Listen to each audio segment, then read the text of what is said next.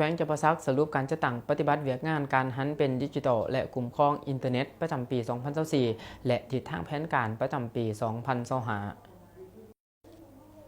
วันที่22 พฤษภาคมนี้ที่ห้องประชุมของว่าการแขวงแผนกเทคโนโลยีและการสื่อสารแขวงได้เปิดกองประชุมสรุปการจัดตั้งปฏิบัติเวียกงานคุ้มครองอินเทอร์เน็ตและการหันเป็นดิจิทัลประจำปี 2024 และทิศทางแผนการประจำปี 2025 ขึ้นโดยการเป็นประธานของฐานสมบูรณ์เฮืองวงศาห้องเจ้าแขวงประธานคณะกรรมการคุ้มครองอินเทอร์เน็ตห้องหัวหน้าคณะกรรมการขันแขวงเพื่อหันเป็นดิจิทัลแขวงจำปาสักมีการนำและวิชาการจากนครเมืองแผนกการกรมกองอ้อมขางแขวงเขาห่วมท่านสมจิตโพธิสารห้องหัวหน้าแผนกเทคโนโลยีและการสื่อสารแขวงกล่าวเปิดกองประชุมว่าเนื้อในกองประชุมแมนมีความสำคัญหลายต่อการคุ้มครองบริหารรัฐคุ้มครองสังคมเป็นเวียกที่มีบทบาทและความจำเป็นภาวะวิสัยในการคุ้มครองการนำใส่สื่อสังคมออนไลน์เพื่อรับประกันให้แก่เวียกงานเศรษฐกิจ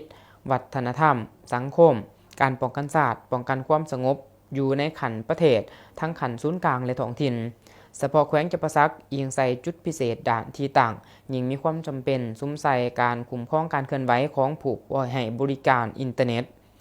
และผู้ใส่บริการสื่อสังคมออนไลน์อย่างเข้มงวด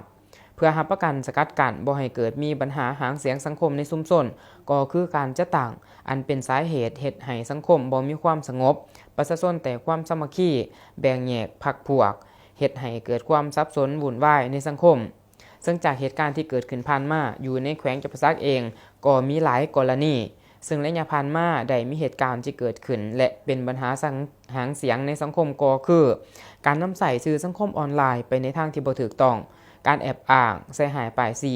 ตัวหยั่วหลอกลวงลามกอนาจารเสพข่าวที่บ่มีมูลความจริงแล้วปล่อยข่าวใส่หายป้ายสีให้บุคคลนิติบุคคลองค์การจัดตั้งผ่านสื่อสังคมออนไลน์เฮ็ดให้เกิดการเสื่อมเสียและเสียทรัพย์ต่างๆต่อปัญหาดังกล่าวยังเป็นสิ่งที่ท้าทายที่ต้องสืบต่อแก้ไขฉะนั้นรัฐบาลมีการหันทิศหันการคุ้มครองรัฐให้เข้าสู่การหันเป็นทันสมัยโดยสอดคล้องกับระเบียบหลักการและมีความปลอดภัยจากนี้ก็ยังได้มีการผ่านข้อตกลงของท่านเจ้าแขวงว่าด้วยการแต่งตั้งคณะกรรมการคุ้มครองอินเทอร์เน็ตแขวงจำปาสักฉบับเลขที่ 1538 จขจสลงวันที่31 ธันวาคม ปี 2024ผ่านข้อตกลงว่าด้วยการแต่งตั้งคณะกรรมการขันแขวงเพื่อหันเป็นดิจิทัลแขวงจำปาสักฉบับเลขที่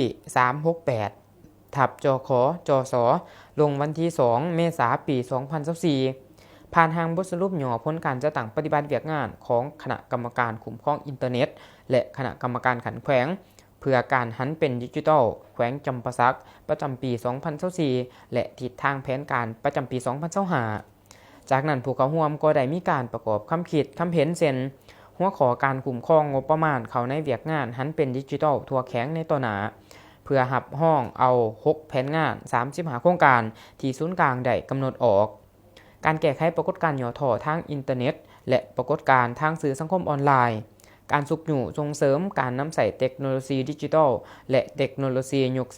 4.0เข้าในแขนงการกสิกรรมและป่าไม้และอื่นๆตอนถ่ายยังได้รับฟังการมีคำเห็นอบรมจากทานสมบูรณ์เฮืองวงศาห้องเจ้าแขวงเพื่อเฮ็ดให้การจัดตั้งปฏิบัติเวียกงานคุ้มครองอินเทอร์เน็ตและการหันเป็นดิจิทัลอยู่แขวงจำปาสักในต่อหน้าให้มีประสิทธิผลสูงขึ้นกว่าเก่า